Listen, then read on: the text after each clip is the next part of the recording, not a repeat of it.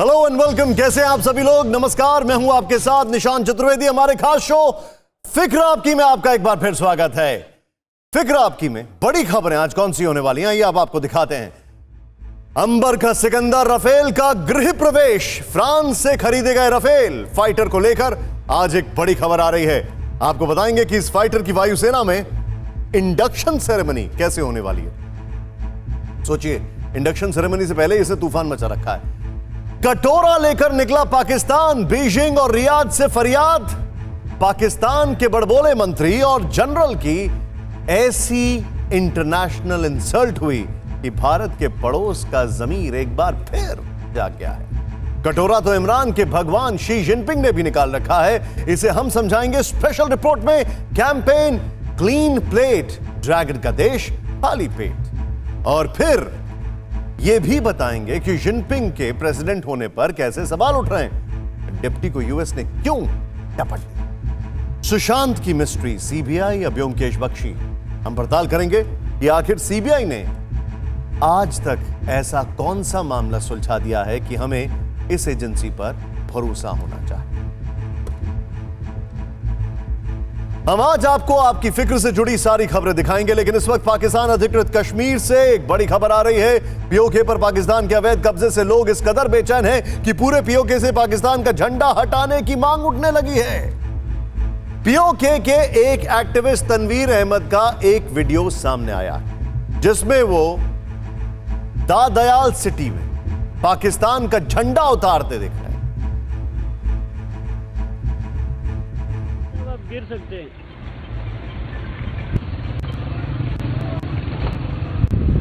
तनवीर के मुताबिक उन्होंने इससे पहले भी पाकिस्तान का एक झंडा उतारा था, जिसके बाद उन्हें सिक्योरिटी फोर्सेस ने जान से मार डालने की धमकी दी थी। इसके बाद तनवीर ने दा दयाल सिटी के चौराहे से एक और झंडा उतार दिया। पीओके के ये लोग पाकिस्तान के अवैध कब्जे का विरोध कर रहे हैं और सरकार से मांग कर रहे हैं कि वो अपनी सिक्योरिटी फोर्सेस और अफसरों को हटा लें। कल हमने आपको बताया था कि पीओके को लेकर पाकिस्तान कितना भयभीत है और उसे अपना अवैध कब्जा खत्म होने का खतरा सता रहा है, क्योंकि पीओके समेत गिलगिट बाल्टिस्तान भी भारत का हिस्सा है। आगे आपको यह भी बताएंगे कि हिंदुस्तान की तरफ आंख उठाने वाला पाकिस्तान कैसे दुनिया भर में कटोरा उठाए घूम रहा है।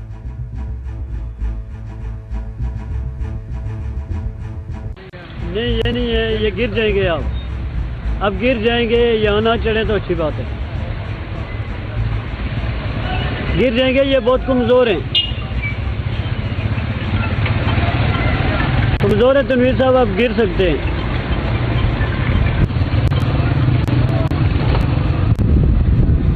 किस तरीके से ये व्यक्ति पीओके में पाकिस्तान का झंडा उतार रहा है।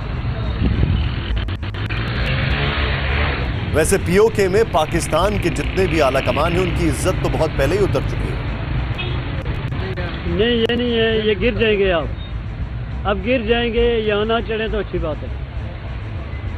लेकिन सबसे पहले आपको बताते हैं हिंदुस्तान की शान राफेल की बात करते हैं। सेना ने अंबाला में राफेल की इंडक्शन सेरेमनी का फैसला किया और बताया जा रहा है कि इस समारोह में प्रधानमंत्री मोदी भी जा सकते हैं। आपको दिखाते हैं अंबर के सिकंदर का गृह प्रवेश होगा कैसा।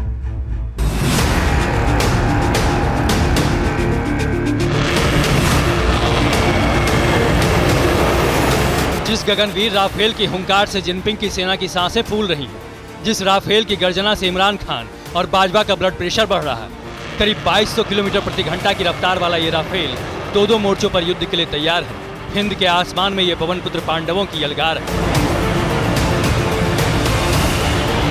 हिमालय की चोटियों पर राफेल की नाइट पेट्रोलिंग से जिनपिंग की लाल सेना पीली हो रही है और बाजवा की फौज का रक्त सफेद पड़ रहा है।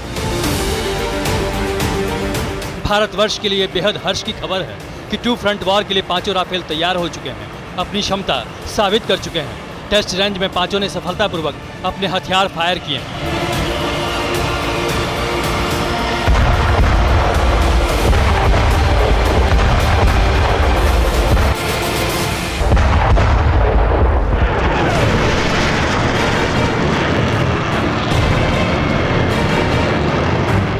आपको बता दें कि भारत के दोनों दुश्मन चीन और पाकिस्तान की घबराहट की सबसे बड़ी वजह है राफेल की रेंज। ये 3700 किलोमीटर तक दुश्मन के किले को भेद सकता है। परमाणु हथियारों से दुश्मनों के ठिकानों को नेस्तनाबूद कर सकता है।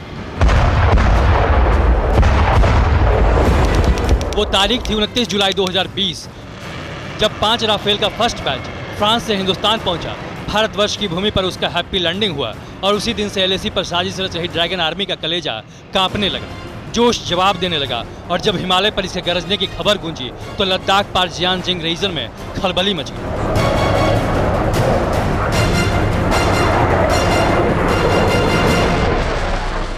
आनन फानन में राफेल के खौफ से चीन ने लद्दाख से 200 किलोमीटर दूर होटान बेस पर J-20 फाइटर प्लेन उतार दिए, जिसकी तस्वीर कल भी हमने आपको दिखाई थी। और चीन का दावा है कि उसका चेंगडू J-20 राफेल की टक्कर का है, जबकि सच्चाई ये है कि भारतीय राफेल के मुकाबले चीनी J-20 कहीं नहीं ठहरता। एक्सपर्ट बताते हैं कि राफेल की तेज उड़ान उसे दुनिया में सबसे अलहदा बनाती है, इसीलिए इसे अंबर का सिकंदर कहते हैं। राफेल की टॉप स्पीड है 2222 किलोमीटर प्रति घंटा, जबकि चीनी फाइटर प्लेन J-20 की मैक्सिमम स्पीड है 2100 किलोमीटर प्रति घंटा। इसके अलावा राफेल की रेंज है 3700 किलोमीटर, जबकि J-20 की रेंज 3400 किलोमीटर है। राफेल वजन में भी चीनी लड़ाकू विमान J-20 से हल्का है। राफेल का वजन है 24,500 किलो, जबकि J-20 का वजन 34 से 37,000 किलो तक है। राफेल 4 तरह के मिसाइल से लैस है, जिसमें MICA air to air missile जिसकी रेंज 80 किलोमीटर है, स्कल्प क्रूज मिसाइल जो 300 किलोमीटर तक वार कर सकती है, Meteor air to air missile जिसकी रेंज है 100 किलोमीटर, जबकि इसमें हैमर मिसाइल से लैस होने के कारण भारत को बड़ी बढ़त हासिल हो चुकी है। ये मिसाइल 70 किलोमीटर तक वार करती है और एक साथ 6 टारगेट पर निशाना साधती है।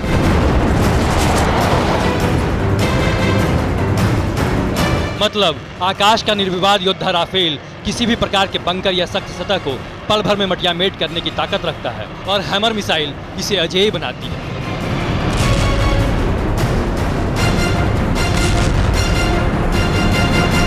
और भारत में इसका सक्सेस ट्रेलर भी हो चुका है, और अब जल्द ही भारतीय वायुसेना अंबाला में राफेल का इंडक्शन प्रोग्राम करने वाली है, और उस भव्य समारोह में प्रधानमंत्री नरेंद्र मोदी को बुलाने की तैयारी है। इस समारोह में फ्रांस के रक्षा मंत्री फ्लोरेंस पार्ले भी PM मोदी के साथ मौजूद रह सकते हैं।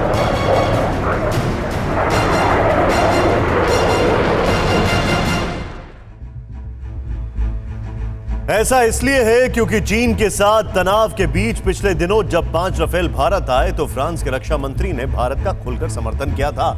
साथ ही एक द्विपक्षीय मुलाकात की भी गुजारिश की थी। अंबाला में होने वाले समारोह में उनको न्योता देकर एक पंथ दो काज किए जा सकते हैं। इसी दौरान वो अपने भारतीय समकक्ष राजनाथ सिंह से भी मुलाकात कर सकते हैं।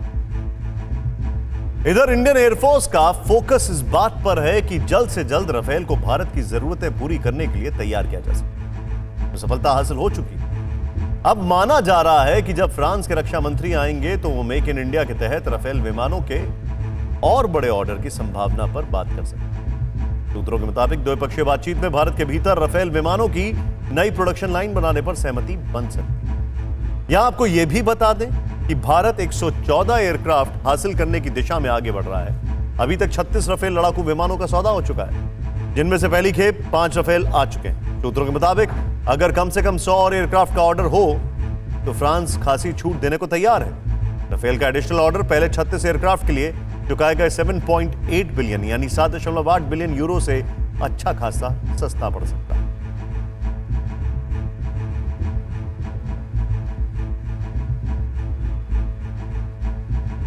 राफेल की लगातार उड़ान के अलावा हिमालयन रीजन से एक और अच्छी खबर आई है। इसके लिए मैं आपको यहां पर लेके चलता हूं। तो आप देखें, जो मैं आपको बताने की कोशिश कर रहा हूं वो ये है कि LOC और LAC से जोड़ने वाली महत्वपूर्ण योजना पर काम शुरू हो गया है। दरअसल श्रीनगर से लद्दाख के बीच सालों भर गाड़ियों से आवाजाही संभव नहीं हो पाती थी, क्योंकि सर्दियों में 6 महीने तक श्रीनगर लद्दाख हाईवे बंद हो जाता था। लेकिन अब हम आपको दिखाते हैं कैसे जम्मू कश्मीर को श्रीनगर से जोड़ने वाले प्रोजेक्ट पर काम शुरू हो गया है। जरा यहां ध्यान से देखें आप एक एक चीज।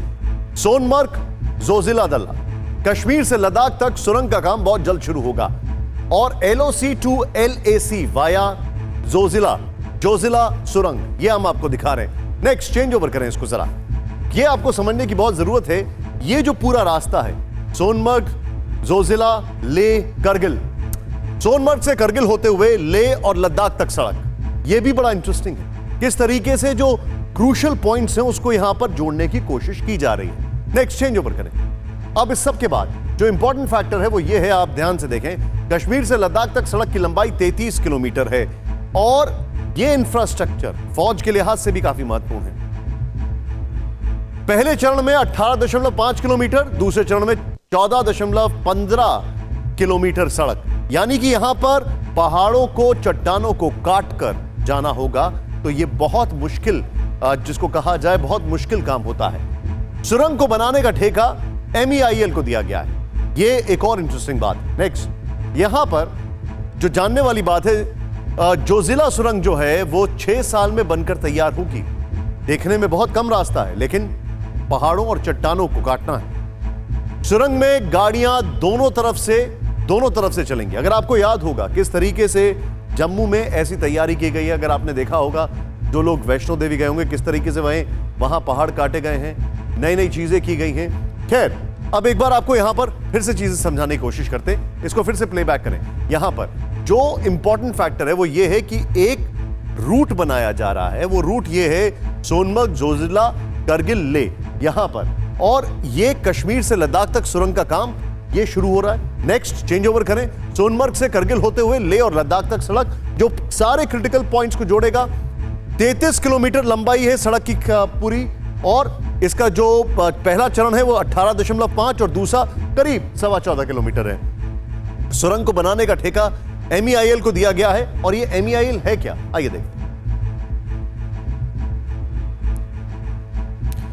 अगर MEIL की बात की जाए तो ये यानी mega engineering and infrastructure limited को यह ठेका दिया गया है। बताया जा रहा है कि जम्मू कश्मीर को लद्दाख से जोड़ने वाली यह सुरंग 6 साल में बनकर तैयार हो जाएगी। इस सब के बीच में भारत और चीन के बीच तनाव और विवाद को कम करने के लिए राजनयिक स्तर पर बातचीत जारी है। लेकिन भारतीय सेना से चीन इस तरह घबराया हुआ है कि उसने LAC पर अपनी कारस्तानी बढ़ा दी। लिहाजा चीन के इस कदम के बाद भारतीय एजेंसियां अलर्ट पर हैं और PLA के 7 मिलिट्री एयरबेस पर निगरानी बढ़ा दी गई है। हम आपको ग्राफिक्स के जरिए दिखाते हैं कि वो एयरबेस कौन कौन से हैं। जरा ध्यान से समझें। 7 एयरबेस। भूटान एयरबेस की अगर हम बात करें, पूर्वी लद्दाख के बेहद करीब है और लेह से इसकी दूरी 382 किलोमीटर है। अच्छी खासी दूरी है। यहां चीन जबरदस्त तैयारी कर रहा है, लिहाजा भारत की नजर इस एयरबेस पर लगातार बनी हुई। दूसरा है मिलिट्री एयरबेस गरगुंसा। रिपोर्ट के मुताबिक गरगुंसा एयरबेस पर भी चीन ने लड़ाकू विमान और बॉम्बर्स की तैनाती की है। लिहाजा भारत की सुरक्षा के लिहाज से यह एयरपोर्ट भी सुरक्षा एजेंसियों की निगरानी में टॉप पर है। काशगर भारत की निगरानी में तीसरा सबसे अहम टारगेट है। काशगर मिलिट्री एयरबेस जो है, काशगर एयरबेस की लद्दाख से दूरी करीब 500 किलोमीटर है, जबकि भारत की एयरफील्ड दौलत बेग ओल्डी और काशगर की दूरी महज 490 किलोमीटर है। भारतीय सेना के लिए यह बेहद सेंसिटिव जोन है। इसके बाद हम बात करें तो हॉपिंग एयरबेस। हॉपिंग चौथा चाइनीज एयरबेस है। चीनी सेना ने हाल के दिनों में इस ठिकाने को अपग्रेड किया। यहां ज्यादा सैनिकों के ठहरने के साथ ही रनवे की लंबाई का विस्तार भी किया। लिहाजा भारत के लिए खतरा हॉपिंग एयरबेस भी है, इसलिए यहां भी निगरानी की जा रही है। डोंगकाडोंग ये एयरबेस लद्दाख में है। चीन ने तिब्बत के इस एयरपोर्ट को 2 साल पहले ही मिलिट्री एयरबेस बनाया। इस एयरबेस पर बॉम्ब प्रूफ शेल्टर है। हमारी निगरानी में ये एयरबेस भी है। लिंजी एयरबेस भारत के नॉर्थ ईस्ट राज्यों के बेहद करीब है। खासतौर से ये एक हेलीकॉप्टर बेस है। यहां PLA के हेलीपैड नेटवर्क तैयार किया। नॉर्थ ईस्ट राज्यों की सुरक्षा के लिए लिंजी एयरबेस पर नजर रखी जा रही है। और पंगट एयरबेस चीन के जिनजियांग राज्य में है। चीनी एयरफोर्स यहां बड़ी तैयारी कर रही है। इन गतिविधियों को ही ध्यान में रखते हुए भारतीय वायुसेना ने सुखोई MiG-29, मिराज 2000 के और अपाचे हेलीकॉप्टर LAC पर तैनात कर दिए हैं। ये जितने भी एयरबेसेस के बारे में आपने देखा, आपको एक बात बतानी जरूरी है। ये सारे एयरबेसेस ओपन एयरबेस हैं, नंबर 1। नंबर 2, ये सारे एयरबेस, इन पे जो भी एयरक्राफ्ट्स हैं चीन के, वो 4th जनरेशन से भी नीचे के हैं।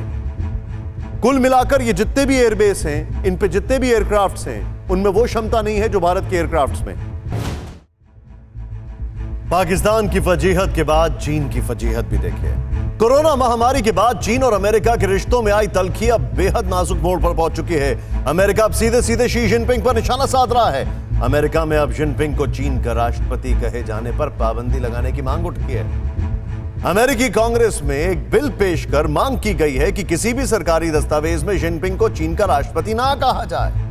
अमेरिका के विदेश मंत्री माइक पॉम्पियो ने तो खुलकर जिनपिंग को चीन का जनरल सेक्रेटरी कहना शुरू कर दिया है। यानी अमेरिका और चीन का यह कोल्ड वॉर अगले राउंड में पहुंच चुका है।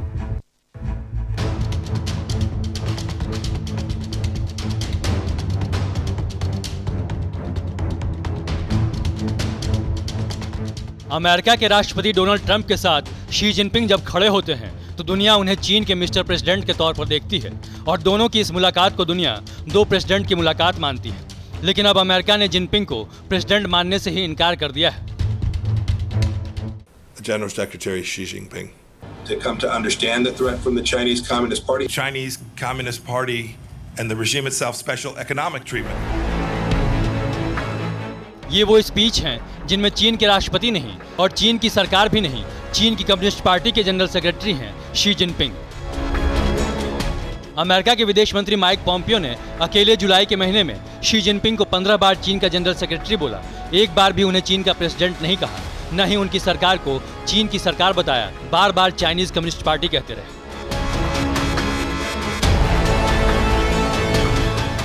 अब अमेरिका में यह मांग उठ रही है कि शी जिनपिंग को चीन का राष्ट्रपति कहे जाने पर पाबंदी लगनी चाहिए। यहां तक कि ये बात अमेरिकी संसद तक पहुंच चुकी है। पेंसिल्वेनिया के रिपब्लिकन स्कॉट पेरी ने बाकायदा एक बिल पेश किया है जिसमें जिनपिंग को राष्ट्रपति कहे जाने पर आपत्ति जताई गई है। अमेरिकी सरकार के खर्चे पर छपे किसी भी दस्तावेज में जिनपिंग को राष्ट्रपति संबोधित करने पर पाबंदी लगाने की मांग भी की गई है। बिल में लिखा है कि रिपब्लिक ऑफ चाइना के प्रमुख को राष्ट्रपति कहा जाना एक गलत धारणा पर मुहर लगाता है। इससे ये लगता है कि चीन की जनता ने शी जिनपिंग को लोकतांत्रिक तरीके से अपना नेता चुना है और देश प्रशासन का अधिकार दिया है। यानी अमेरिका अब ये सवाल उठा रहा है कि जिस चीन में ना तो लोकतंत्र है ना ही राष्ट्रपति का पद, उस देश का मुखिया राष्ट्रपति कैसे कहला सकता है। महाजनी करता है दुनिया में, दूसरे देशों को पैसा देता है उधार और फिर उन देशों को ब्लैकमेल करता है, उनको अपने अनुसार राजनीति उनकी चलाना चाहता है, उनकी जमीनें हड़पता है, तो उस देश के लिए एक बहुत बड़ा अपमान है अमेरिका की तरफ से। अमेरिकी संसद में पेश किए गए बिल का मतलब और मकसद दोनों ही साफ है। अब तक अमेरिका और चीन के बीच जो तनातनी प्रशांत महासागर में चल रही थी, जो लड़ाई एक दूसरे के दूतावासों को बंद करने में दिख रही थी, दोनों देशों के बीच ट्रेड वॉर और जासूसी के आरोप में चीनी कंपनियों पर लगाई गई पाबंदी में झलक रही थी, वो जंग अब दूसरे राउंड में पहुंच चुकी है। अब अमेरिका ने सीधे सीधे चीन के सर्वेसर्वा शी जिनपिंग पर धावा बोला है, सीधे जिनपिंग के वजूद पर हमला बोला है और उनकी संवैधानिक हैसियत पर सवाल खड़े कर दिए हैं। इसकी शुरुआत अमेरिका के विदेश मंत्री माइक पॉम्पियो ने की थी, जो मामला अमेरिकी संसद तक पहुंच गया है। लेकिन बात अब इतनी आगे निकल चुकी है कि जो डोनाल्ड ट्रंप कभी चीन और शी जिनपिंग को अपना दोस्त बताते नहीं थकते थे, अब इस बारे में बात तक नहीं करना चाहते। अमेरिका के इस हमले पर चीन की खींच भी तत्काल सामने आई है। चीन की सरकारी मीडिया ग्लोबल टाइम्स ने ट्वीट किया कि अमेरिका किसी भी डिप्टी को बर्दाश्त नहीं कर सकता और यही वजह है कि वो चीन को निशाना बना रहा है, घेरने की कोशिश कर रहा है, चीन के खिलाफ दुनिया को एकजुट कर रहा है। भले ये बात कोरोना फैलने और अमेरिका चीन में लड़ाई के बाद सामने आई है, लेकिन अमेरिका की तरफ पर कोई उंगली नहीं उठा सकता। अब सवाल यह है कि जिनपिंग अगर चीन के प्रेसिडेंट हैं नहीं तो हैं क्या?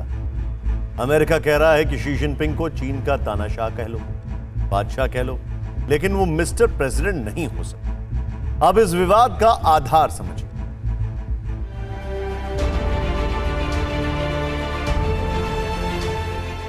चीन की राजनीति में शी जिनपिंग वो शख्सियत बन चुके हैं जिनकी बराबरी में कोई नेता खड़ा नहीं होता। चीन में शी जिनपिंग का कद वर्तमान और भूतकाल के नेताओं से भी ऊंचा हो चुका है, जिस पर हाल ही में मुहर लगाई है चाइना कम्युनिस्ट पार्टी के जनरल क्यू शी ने, जिसने शी जिनपिंग को चीन का सर्वेसर्वा बताया है।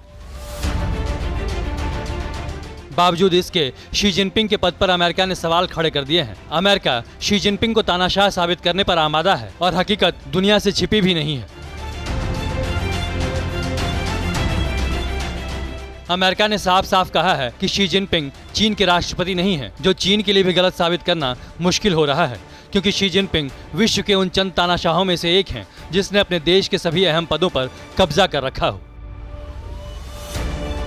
इस वक्त शी जिनपिंग चीन के 3 सबसे बड़े पद पर काबिज हैं। पहला पद स्टेट चेयरमैन यानी राष्ट्र प्रमुख, दूसरा पद चाइनीज कम्युनिस्ट पार्टी के जनरल सेक्रेटरी और तीसरा पद सेंट्रल मिलिट्री कमीशन का चेयरमैन। यानी कि देश की इकलौती पार्टी से लेकर चीन की सेना तक सबकी कमान जिनपिंग के हाथों में है। लेकिन इन तीनों में से किसी भी पद को सीधे तौर पर राष्ट्रपति का पद नहीं कहा जा सकता। ये मत समझिए कि जिनपिंग अकेला है। जिनपिंग के पीछे उनका पूरा पॉलिट ब्यूरो है चाइना का। वास्तव में इसके पीछे देखने वाली बात जो है वो किसी एक व्यक्ति का व्यक्तित्व नहीं है, बल्कि वो मानसिकता है जिस मानसिकता के ऊपर साम्यवादी दल कार्य करता है और राज करता है और शोषण करता है। मोटे तौर पर हेड ऑफ स्टेट यानी राष्ट्र प्रमुख के पद को ही राष्ट्रपति माना जाता है और 1982 में चीन ने अपने कानून में संशोधन कर राष्ट्र प्रमुख को ही राष्ट्रपति का ओहदा दे दिया। लेकिन तब कम्युनिस्ट पार्टी के जनरल सेक्रेटरी, स्टेट काउंसिल के प्रीमियर और सेंट्रल मिलिट्री कमीशन के चेयरमैन अलग अलग हुआ करते थे। 1982 की ही बात करें तो हु याओबांग सीपीसी के जनरल सेक्रेटरी थे, झाओ जियांग देश के प्रीमियर थे, ली जियानियान राष्ट्रपति थे और डेंग शियाओपिंग देश के सबसे बड़े नेता और सेंट्रल मिलिट्री कमीशन के चेयरमैन थे। लेकिन 1989 में तियानमेन स्क्वायर पर हुए नरसंहार के बाद इस सिस्टम को बदल दिया गया। 1993 में जियांग जेमिन राष्ट्रपति के साथ सीपीसी के जनरल सेक्रेटरी और सेंट्रल मिलिट्री कमीशन के चेयरमैन भी बन गए। उनके बाद हु जिनताओ ने भी वैसा ही किया और शी जिनपिंग भी पहले 2012 में पार्टी के जनरल सेक्रेटरी बने, फिर 4 महीने बाद 2013 में देश के राष्ट्रपति का पद भी हासिल कर लिया। साफ है, चाइना कम्युनिस्ट पार्टी के संविधान में राष्ट्रपति शब्द तो आ गया, लेकिन इससे चीन में लोकतंत्र का भ्रम होने लगा। यही वजह है कि अमेरिका ने शी जिनपिंग के राष्ट्रपति होने पर सवाल उठा दिया है और कहा है कि चीन में जिनपिंग का कद चाहे जो भी हो, उनके पद को अमेरिका खारिज करता है।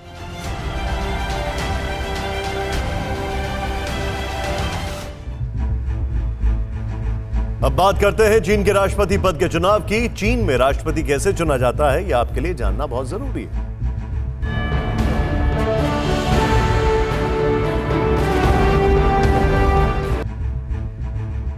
लोकतंत्र और तानाशाही में बहुत बड़ा अंतर होता है। लोकतंत्र में जनता अपनी सरकार चुनती है, जबकि तानाशाही में जनता को कोई अधिकार नहीं होता है। इसे आप भारत के चुनाव और चीन के सत्ता के अंतर से समझें।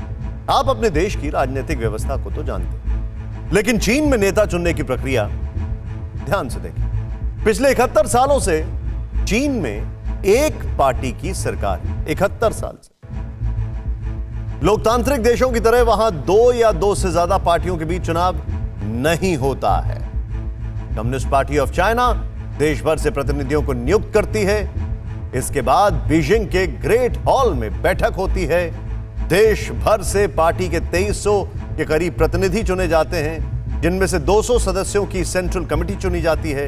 यह सेंट्रल कमेटी पॉलिट ब्यूरो और स्टैंडिंग कमेटी गठित करती है और साथ में पार्टी का जनरल सेक्रेटरी भी। जनरल सेक्रेटरी ही चीन का राष्ट्रपति हो, जो चीन के 1 अरब 40 लाख लोगों की तकदीर तय करता है। पॉलिट ब्यूरो और स्टैंडिंग कमेटी में 30 से 40 सदस्य होते हैं, जो पार्टी के फैसलों में दखल रखते हैं। यानी दिखावे के लिए तो चीन में मतदान भी होता है, लेकिन अभी चीन के नेतृत्व में ज्यादातर लोग पहले से ही तय होते हैं और कमेटी सिर्फ फरमान मानती है। और चीन के राष्ट्रपति शी जिनपिंग कहने को राष्ट्रपति तो हैं, लेकिन उन्होंने जिस तरह से लोकतंत्र का चीन में गला घोटा है, वो राष्ट्रपति कम तानाशाह ज्यादा बन चुके हैं। चीन के इसी नेतृत्व को अब अमेरिका आईना दिखा रहा है और यह प्रस्ताव रखा जा रहा है कि शी जिनपिंग को राष्ट्रपति कहना गलत है। और अब देखते हैं फिक्र हेडलाइंस। मुंबई पुलिस ने सुशांत केस की जांच से जुड़े सभी कागजात और सामान सीबीआई को सौंपे। सुशांत के कुक रिया के नजदीकी सैमुअल मिरांडा से हुई पूछताछ। जनरल सेक्रेटरी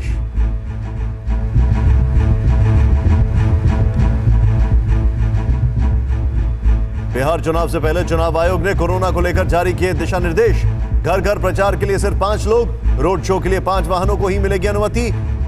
ऑनलाइन नॉमिनेशन की भी सुविधा नहीं चलेगी। नीट और जेईई की परीक्षाएं, सरकार ने की तैयारियां पूरी। सुप्रीम कोर्ट के आदेश के बाद छात्र और अभिभावक कोरोना की वजह से टालने की कर रहे हैं मांग। दिल्ली में होटल खोलने की दी गई है मंजूरी, कंटेनमेंट जोन में रहेगी पाबंदी। मेट्रो शुरू करने के लिए केजरीवाल सरकार ने केंद्र को भेजा प्रस्ताव।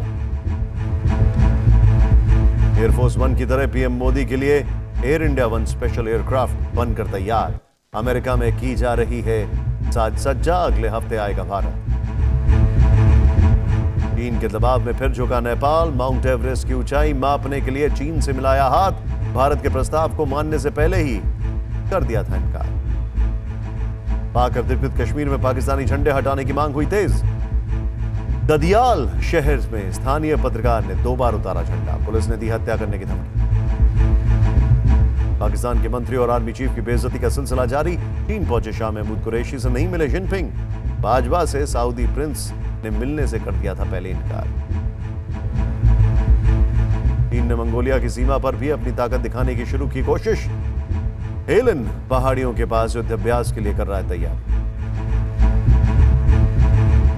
सुशांत सिंह राजपूत मौत मामले में सुप्रीम कोर्ट की हरी झंडी मिलने के बाद सीबीआई गुत्थी को सुलझाने में जुट गई। सीबीआई की स्पेशल टीम मुंबई में 5 हिस्सों में बंटकर तफ्तीश कर रही। मुंबई पुलिस ने सीबीआई को सुशांत मामले से जुड़े सभी दस्तावेज सौंप दिए, जिनमें अब तक दर्ज बयान, फॉरेंसिक रिपोर्ट वगैरह के अलावा सुशांत के 3 मोबाइल, लैपटॉप और 5 डायरी शामिल।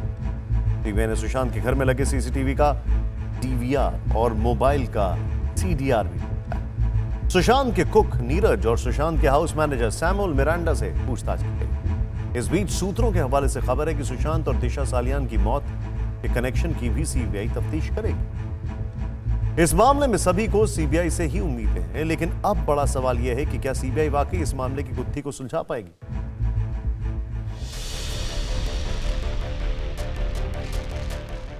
सीबीआई जांच के साथ सुशांत सिंह राजपूत की मौत के मामले में नए अध्याय की शुरुआत हो गई है, लेकिन इसके साथ ही इंसाफ की उम्मीद पर आशंकाओं के बादल भी मंडराने लगे हैं। सवाल ये कि क्या 2 महीने से भी ज्यादा समय बीत जाने के बाद सीबीआई सबूत जुटा सकेगी, और इस आशंका के पीछे एक बड़ी वजह है, अब आप वो भी समझिए।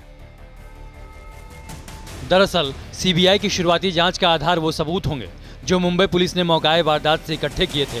वो सबूत जिनके आधार पर मुंबई पुलिस ने तफ्तीश में ये पाया कि एफआईआर दर्ज नहीं की जा सकती। 2 महीने से ज्यादा समय बीत जाने के बाद क्राइम सीन पर सबूत काफी हद तक मिट चुके होंगे। ऐसे में सीबीआई के पास सिर्फ मौके से ली गई तस्वीरें ही शुरुआती सहारा है, जो सवालों में घिरी मुंबई पुलिस ने ही खींची थी। मुश्किल इसलिए भी होगी क्योंकि पूरा केस फॉरेंसिक सबूतों पर निर्भर है। इसमें लिगेचर मार्क यानी गले पर निशान सबसे अहम है, लेकिन अंतिम संस्कार हो चुका है, इसलिए अब उसकी फिर से जांच करना असंभव। इस सब को अगर सीबीआई के पिछले आंकड़ों के आईने में देखा जाए तो इस सवाल को और बल मिलता है कि क्या सुशांत की मौत का केस कभी सुलझ पाएगा, क्योंकि 2016 से अब तक हर 5 में से 3 मामलों में सीबीआई किसी भी नतीजे तक नहीं पहुंच पाई है, और सुसाइड केस में तो किसी को भी सजा दिलाने में नाकाम रही है। और ऐसा ही एक हाई प्रोफाइल केस रहा है बॉलीवुड एक्ट्रेस जिया खान का। 2013 में फिल्म एक्ट्रेस जिया खान की मौत हुई थी। केस की जांच 2016 में सीबीआई को सौंपी गई थी, लेकिन 4 साल बाद भी केस का कोई हल नहीं निकल सका है। सुशांत सिंह राजपूत के केस की ही तरह जिया खान के केस में भी खूब हंगामा हुआ था। सुशांत के परिवार की तरह ही जिया की मां ने भी आरोप लगाए थे कि जिया की हत्या हुई है। सुशांत के केस की तरह ही मुंबई पुलिस पर भी केस को भटकाने का आरोप लगा था। सीबीआई ने कई लोगों से पूछताछ की थी, लेकिन किसी ठोस नतीजे पर नहीं पहुंच सकी थी। इस सब के अलावा यह मामला सियासी भी हो चुका है। आरोप है कि सियासी दबाव के चलते मुंबई पुलिस ने एफआईआर दर्ज नहीं की थी, लेकिन बिहार में पुलिस ने एफआईआर दर्ज की और मामले ने सियासी करवट ली। महाराष्ट्र सरकार सीबीआई जांच के खिलाफ थी, लेकिन बिहार सरकार ने सीबीआई जांच की सिफारिश कर दी। मामला सुप्रीम कोर्ट तक गया और मामले की जांच सीबीआई को उसी सुप्रीम कोर्ट ने सौंपी, जो सीबीआई को पिंजरे में कैद सरकारी तोता करार दे चुकी है। इसलिए अब देखना यह होगा कि इंसाफ की इस जंग में सियासी रंग सीबीआई के रास्ते में अड़चन न पैदा कर दे।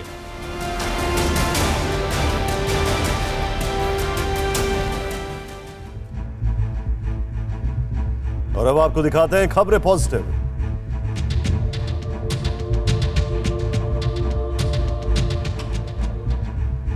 दुनिया भर में कोरोना के कहर के चलते हर देश वैक्सीन बनाने की होड़ में लगा है।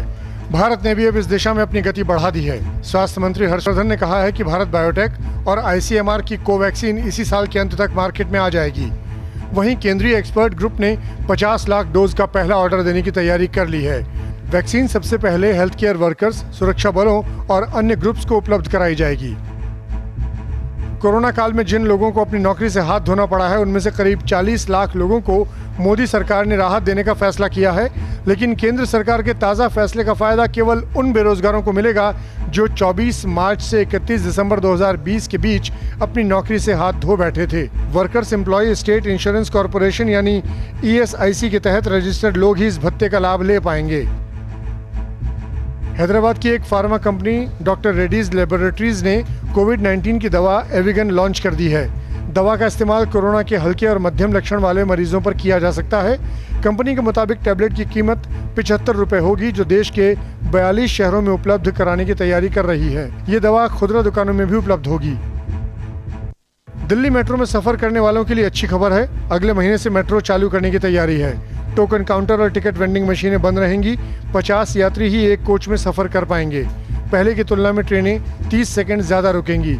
यात्रा करने से पहले कई शर्तों का पालन करना होगा, जिसमें यात्री के अंदर कोरोना के लक्षण ना हो। अगर हुआ तो उसे वापस लौटा दिया जाएगा। कैंसर के खिलाफ जंग में एक नया हथियार मिला है।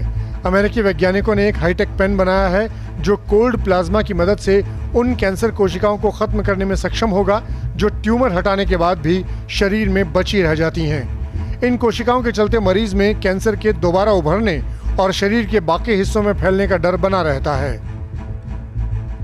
हरियाणा में एक मिठाई की दुकान चलाने वाले शख्स ने लॉटरी के जरिए 1.5 करोड़ की राशि अपने नाम कर ली है। जिस लॉटरी के नंबर के जरिए हरियाणा के धर्मपाल रातों रात करोड़पति बने, उन्हें वो टिकट लॉटरी एजेंट जबरदस्ती पकड़ा गया था। पिछले 15 सालों से लॉटरी का टिकट खरीद रहे धर्मपाल जीती गई राशि को बच्चों की पढ़ाई और सामाजिक कार्यों में खर्च करेंगे। राजस्थान की गहलोत सरकार ने गरीबों के लिए मात्र 8 रुपए में पौष्टिक खाने से भरपूर थाली उपलब्ध कराने की योजना का ऐलान किया है। सरकार ने इस योजना को इंदिरा रसोई के तहत शुरू किया है।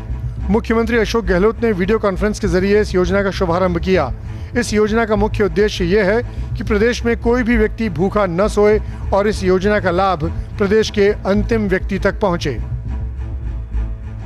गणेश चतुर्थी के पर्व में इस बार इको फ्रेंडली गणेशोत्सव पर काफी जोर दिया जा रहा है। कोयम्बटूर में एक मूर्तिकार ने ऐसे ही दाल के बीज से भगवान गणेश की मूर्ति बनाई है जो 1 घंटे के भीतर पानी में घुल जाएगी।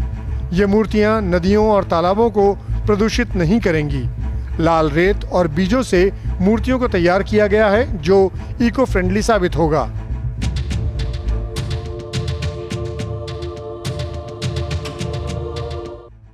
और अब देखते हैं जो है सो।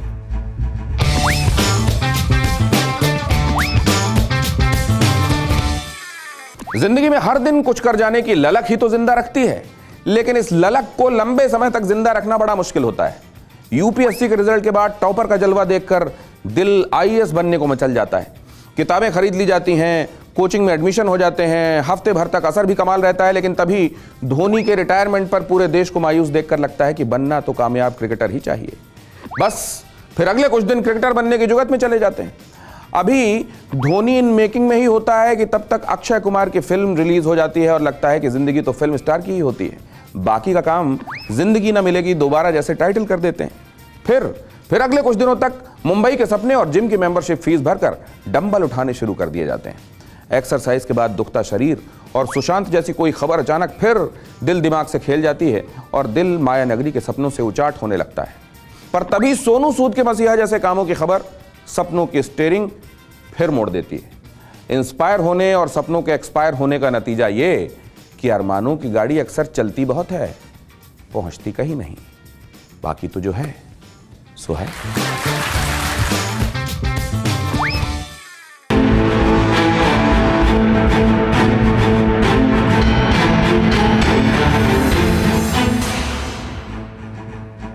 न्यूज़ टॉप 9 रोज सुबह 7 बजे और शाम 7 बजे सिर्फ TV9 भारतवर्ष पर।